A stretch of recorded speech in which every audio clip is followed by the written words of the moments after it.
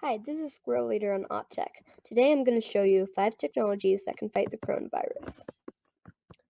Number 1 is artificial intelligence.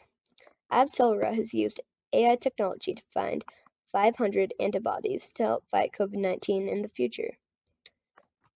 L.E.D AI technology has been used to track disease and knew of the threat even before the Centers for Disease Control and Prevention or the World Health Organization gave their warnings.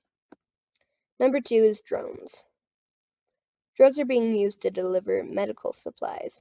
Also, in some places, drones are being used to search for people with coronavirus through infrared and other kinds of sensors. I feel like it might be a little scary to be watched by drones, though.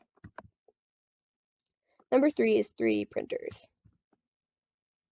Many people and companies around the world are using 3D printers to help provide medical equipment, such as face shields or masks. 3D printers are cool, and I wish I had one. Number 4 is UV light, or black light. UV light, specifically U.V.C light, can be very dangerous to living tissue like skin, but also to COVID-19. So there's a danger to be using it.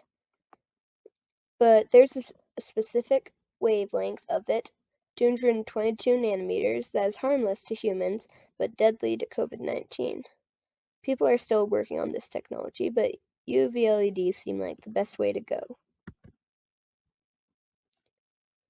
Number 5 is video chatting. Zoom, a way to video call, over the time of the coronavirus has become very popular. After that, Google responded and created their video chatting software called Google Meet, which is very similar. Video chatting helps us see and communicate with each other, but without being near each other. I hope you've enjoyed this video. Remember to like, subscribe, and turn on notifications. That's it for now. Bye.